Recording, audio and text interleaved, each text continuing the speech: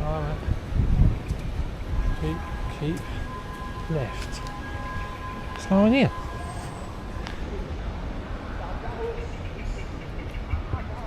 Very good morning, welcome to another video. Today we're in London, my home city, and we're going to take a look around some of the hidden gems. Some things you do know, most you don't, and I'm going to show you what could be just a street away when you visit London. I'm here for the day. First I'm going to show you around the outside of St Paul's, tell you a bit more about that, and this is our start point. We're going to see things rebuilt from the fire in London, some unspoilt historical sites, I suppose you could say, as well as some wartime London things to see and do. And I've got, I think, 7 hours, 8 hours here before I need to get my train back. So let's get going. I'll tell you about St Paul's first. It's a shame to come here and not mention it. So I'll tell you about St Paul's first, and then we'll go on to the next site.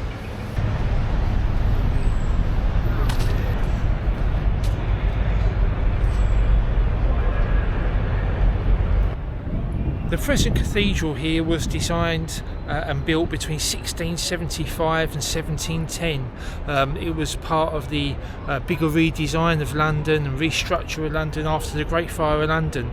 Sir Christopher Wren designed and built this, and this is one of the very few churches, or cathedrals I should say, you find in anywhere in the world where the person that designed it actually lived long enough to see it completed.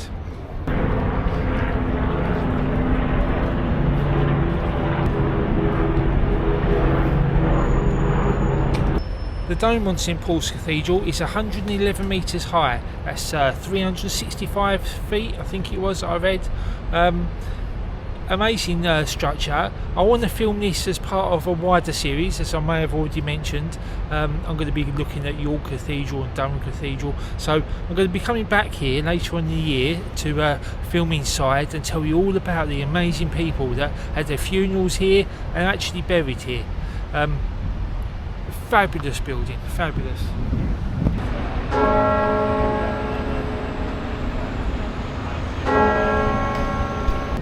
Now, as I've already mentioned, Sir Christopher Wren lived long enough to see the cathedral completed, which is unusual for a cathedral architect. The iconic views from the River Thames in the South Bank across to St Paul's is actually protected by planning laws, meaning that view will stay in existence for the foreseeable future to get those iconic pictures. Now, St Paul's was an iconic feature and landmark throughout the Blitz. You'll see that on a lot of the old Café news clips, and before the Great Fire of London it was actually an important medieval cathedral and stood very proud in the centre of London.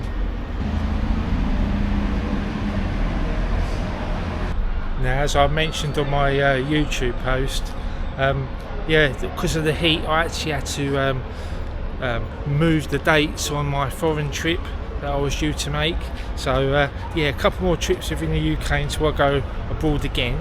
Bear with me, I'm going to keep them positive, keep them interesting, keep them good, and I think you're going to like this one and the next one. The St Paul's architecture is just amazing, so beautiful. But that's enough of the outside of St Paul's for now, and enough information for now. We're going to be moving on to what I think is a little bit of a hidden gem. It's 6 minutes walk in that direction, whichever that direction is.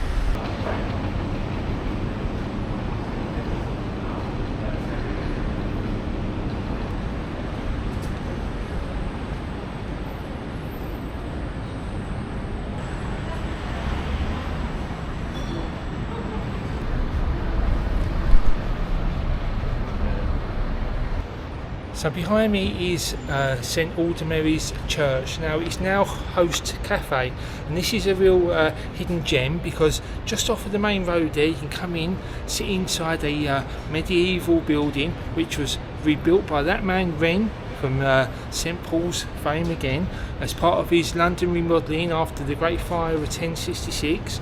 And inside you get modern London with a host cafe to some medieval church with lovely ceilings, and it's a real hidden gem. host cafe to Aldermary Church. Let's go inside.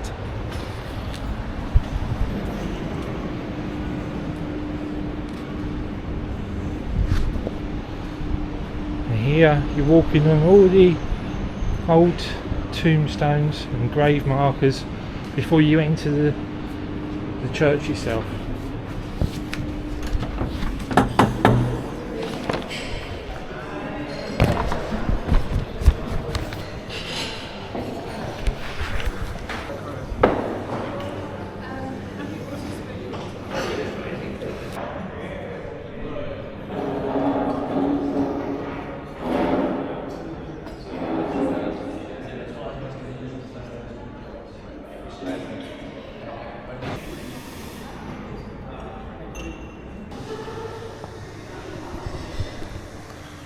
Now I've taken my hat off to see my bad hair. I need a haircut.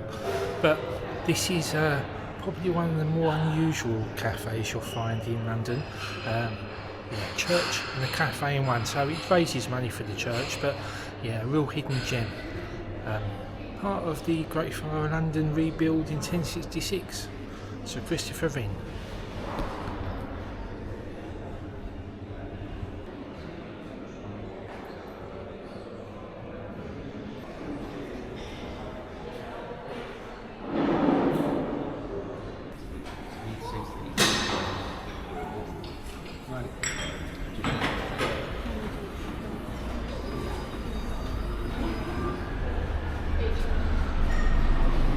That's just great. Just off the Queen Victoria Street there. And it's Host Cafe St Aldermary's Church. Yeah, it's not flashy, just classy. So we're going to move on to the next site now, and it's a few minutes that way, so I better get going. So there's Bank directly in front, and that building on the left at the end there, I actually worked on that building. That's what it used to be the NatWest Bank head office for London. In my Brick Lane days I spent quite a few weeks there. But yeah, do you know where we're going yet? Be there in a minute.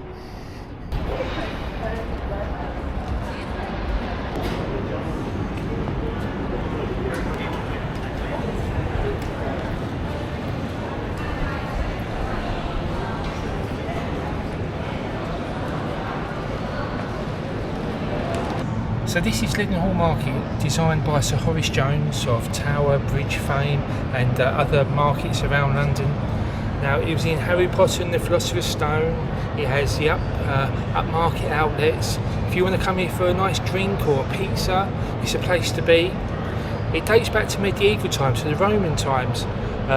It's sold meat, poultry, game, but now it's been spruced up, shall we say, and it's a very spectacular place to be. Very much underrated, a hidden gem in London. Make the effort to come to Leadenhall Market. You won't regret it, it's lovely. Okay, so that's enough of that, Leadenhall Market. And the next one is a real hidden gem. You're going to love this one. It's a 4-minute walk away. Let's get there.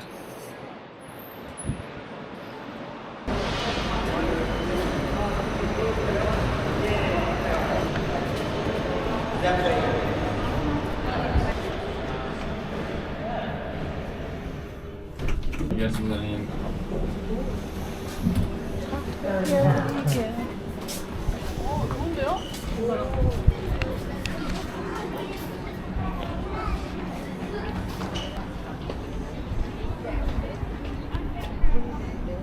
Okay, so this is the garden at 120, totally free, fantastic, beautiful views over London.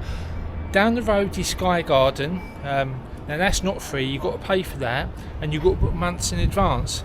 So if you come just down the road here, the garden at 120, it's not as high as Sky Garden, but still spectacular, totally free, excellent and beautiful.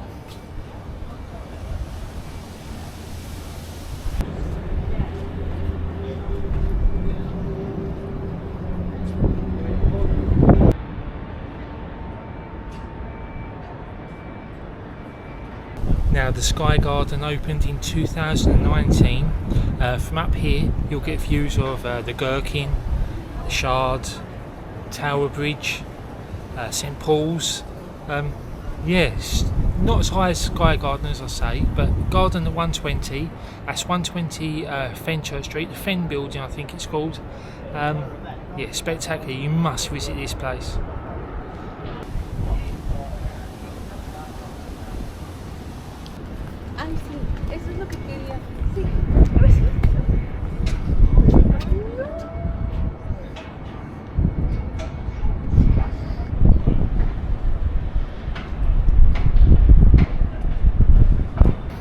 Now it's a shame they've cordoned this bit off, you can get up close to the glass, but over there, I'll show you in a second, is the view of Tower Bridge. It's actually lovely. If you got closer to it, you could probably put your camera on a mount just above the glass here and get a beautiful view through the cranes and construction.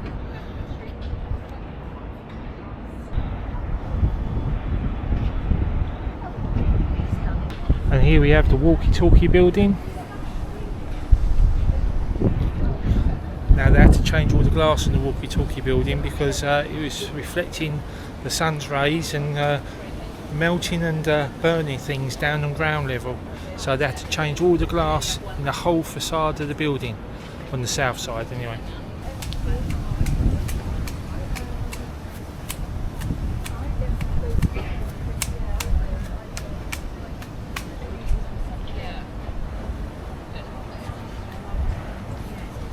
Now over here we have the Shard, and that's actually on the south bank of the Thames there. Walkie-talkie building.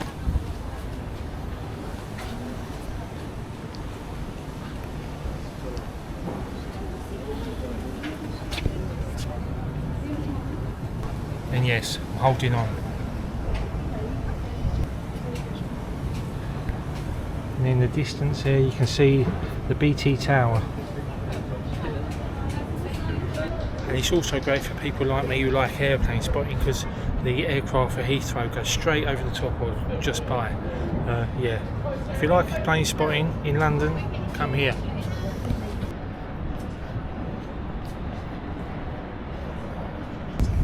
Now I have no head for heights. I struggle to go to the edge.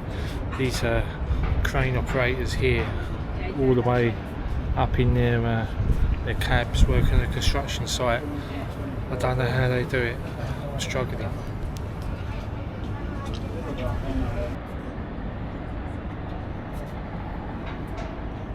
Alright, it's time to go. Let's move on to the next one. The next one's a 5 or 10 minute walk that way. So obviously we've got to get the lift down first. It's not much of a queue, it's hardly anyone here. That's what's good about this. The Sky Garden, as I say, you book in advance, you have to pay for it. It's busier. Granted, it's a couple of floors higher, but this is totally free. The Garden at 120. Make sure you come. So how are you liking my little tour of London? My list of hidden gems and things you must pay more attention to when you come to the Big Smoke. This is my hometown, and I come back here now and again because I do miss it, even though I don't miss it that much. But have I missed anything, not paid enough attention? Is there anything that you want to tell me about the hidden gems of my tour today? Let me know down in the comments. Let's go.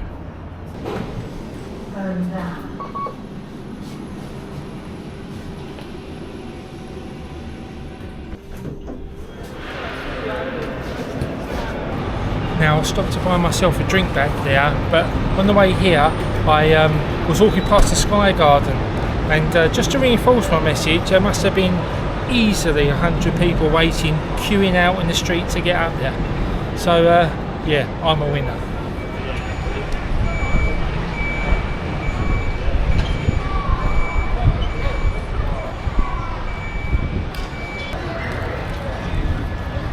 Now with all the talk today of Sir Christopher Wren and the Great Fire of London, I thought it was only appropriate that we come to Monument. Now Monument is a monument to the Great Fire of London, and it's 61 metres tall, and it's exactly 61 metres from here in Pudding Lane, just over there, that the Great Fire of London started. It was designed by Sir Christopher Wren and Robert Hooke, Now you can go up there to the top. There, I think it's like 300 or something steps. I'll put it up on the screen now. But yeah, all this talk of the Fire of London and the remodelling of London, I thought it was appropriate that we came here. Let's see if we can find anything to mark it on Pudding Lane. I remember learning about all this at school. I think children are blessed now if they have a teacher that takes the time to teach them things about the Great Fire of London, all the history. I remember learning at school, it was great. And there we see Monument, and if you laid it down you would get to Pudding Lane. And if you were to come over here, excuse me sir, you'll see a plaque on the wall. Near this site stood the shop belonging to Thomas Frainer, the King's Baker, in which the Great Fire of September 1666 began. Alright, on to the next one. Let's keep going.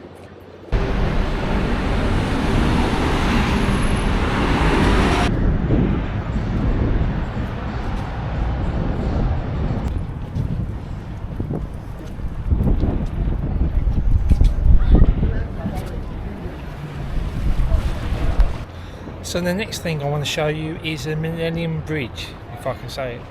So it's obviously built in the year 2000, and there was a bit of a sway on the bridge. So in 2002 they had to put dampeners on it to not let it move so much, shall we say.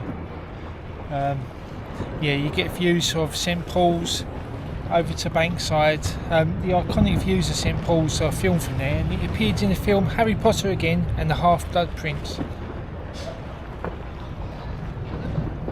Yeah, I can't film much up there, there's quite a few people in there, so it'd be hard for me to stop and speak to camera, so I'll do it here. But we've got to cross there, because once we cross the Millennium Bridge and we get to the other side, it's a short walk to the stop after this, but when we get on there we try and get some views down the Thames, some of the iconic views of London, and people struggle for pictures of St Paul's and the Thames and that, but if you come to the Millennium Bridge it's just brilliant.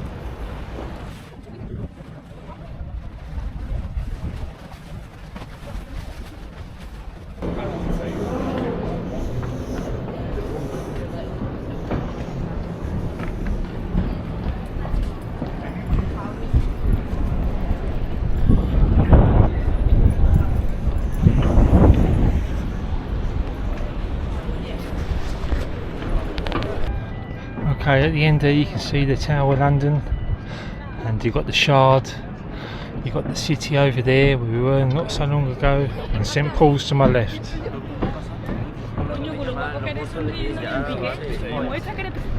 Some amazing views of London here. Yeah, one of the best places to get your photograph of the Big Smoke.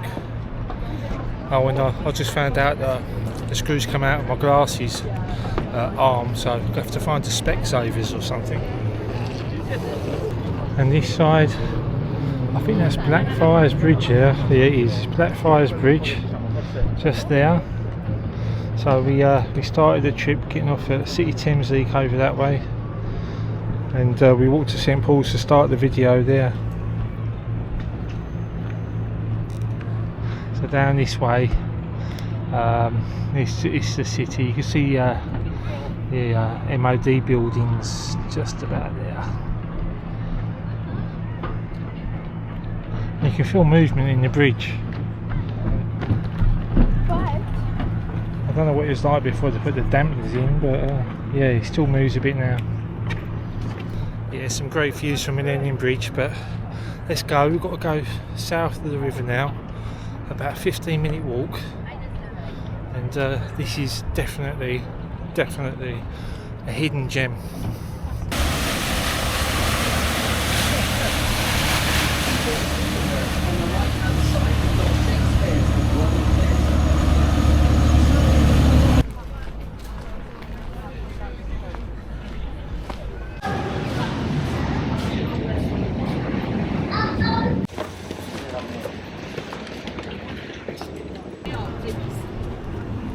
So this is Whittlesea Street. We've got Roupell Street, which goes across just at the end there, and we've got Theed Street at the end here that we walk down in a moment. So This is untouched during the Blitz, right in the heart of London.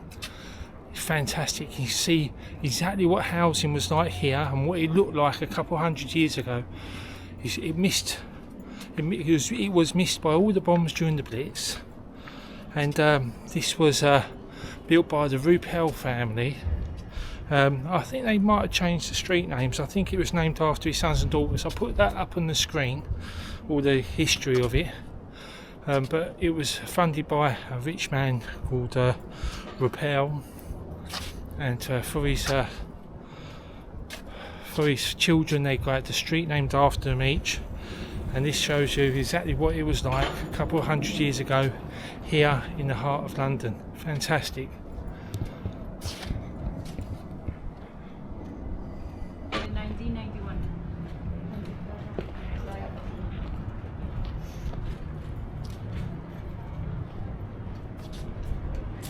Now we're only a stone's throw from Waterloo Station. It's literally just at the back of the housing now. Yeah, right in the heart. If you didn't know it was here, you'd go straight past it. Now these streets here have been used in films such as the Café films because the authentic look, untouched look, is perfect for making films and series on TV like Call the Midwife. That was filmed here. Yeah, Roupell Street, Thede Street and Whittlesea Street. Fantastic.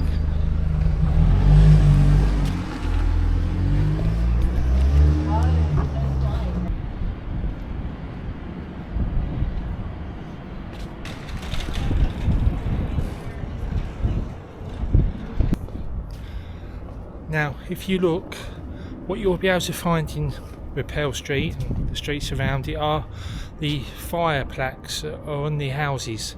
Now these were from the first fire services of the area. Depending on which insurance company you had, they put a plaque on the side of your building, so if there was a fire it'd be down to your insurance company to extinguish it. Now a myth there is that if a fire company turned up to extinguish a fire and it wasn't their property, it was a different insurance company, that they wouldn't touch the fire. Well, yeah, it's a myth, because rather than the fire spread to neighbouring properties and damage those, it was a bit like insurance company with cars now. They'd extinguish a fire and probably cross-charge and bill each other after the event. So maybe in America that was the case, where they wouldn't touch each other's properties, but here in London they would, whoever came first would extinguish, and if they'd done the work, the insurance companies would exchange money after the event rather than let the fire move to neighbouring properties and damage them. But yeah, you can't really find that anywhere else in London, I know of anyway. So you've got the original fire insurance plaque still on the buildings. This is so untouched, these streets. Fantastic. Alright, let's keep moving. Time to move on to the next one. It's getting hot, my back's hurting, getting tired now. There's a couple more to see.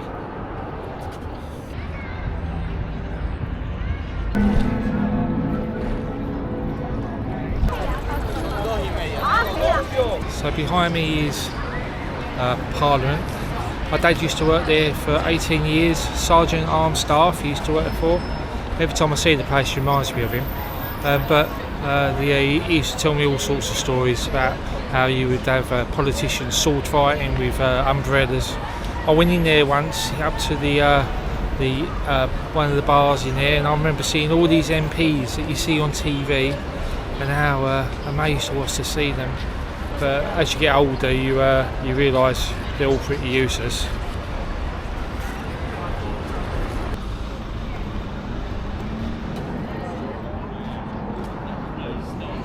Okay, so we're at the next stop. Behind me there is the Churchill's War Rooms. Now it's an Imperial War Museum site.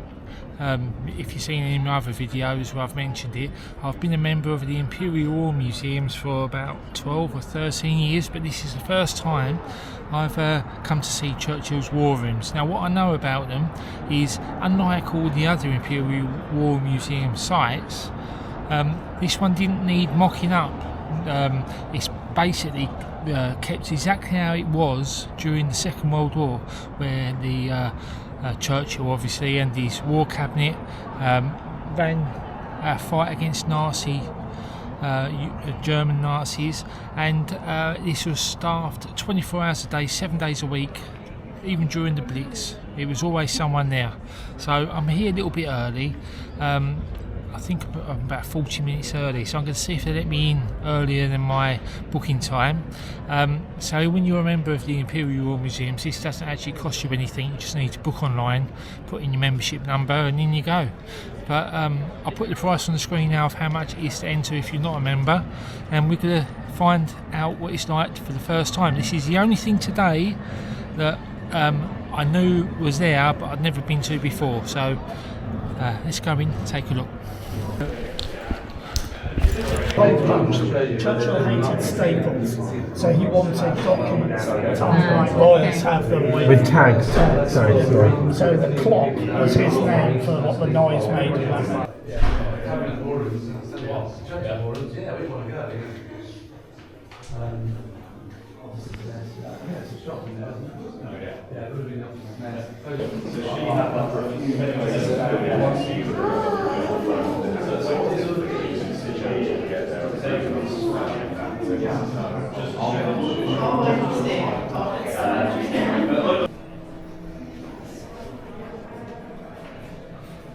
Very much.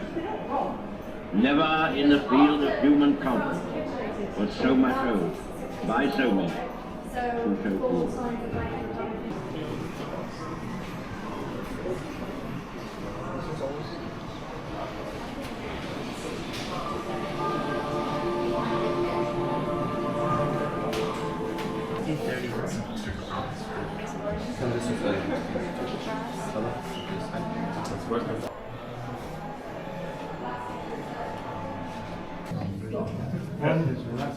Yeah, I'm going to that.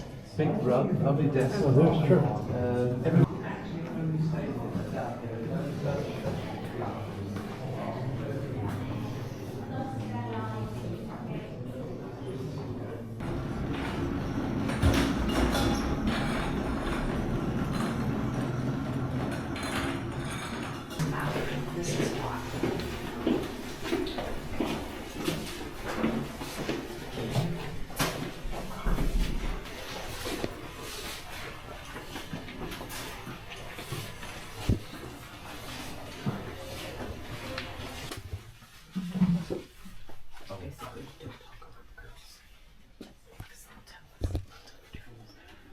Ah, fresh air. Ooh.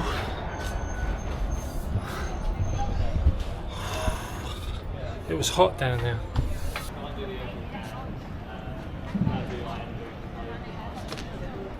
So that was Churchill's War Rooms. Fantastic. Definitely worth a visit. It's the first time I've been in there. It's very constrained in there, very warm. But still, fantastic. Great history of the Second World War. So we started the day with the Great Fire of London and how it devastated a beautiful city, and we finished with devastation of a beautiful city in the Second World War, and where our command centre was, that we defended these beautiful British Isles. So that's the end of the video, really. That's the last visit on the list today.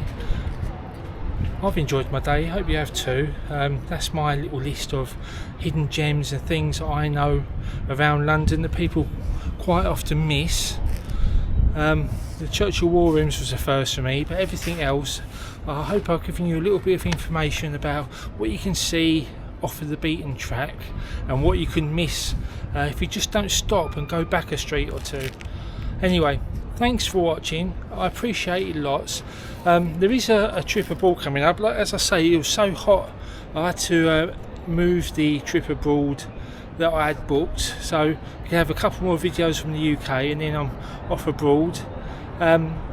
there'll be a few foreign trips actually in the second half of the year, quite a few. So stick around, make sure you subscribe. Thanks for coming along. A fantastic day. I hope you've enjoyed it. I have, and I'll see you later. Take care. Bye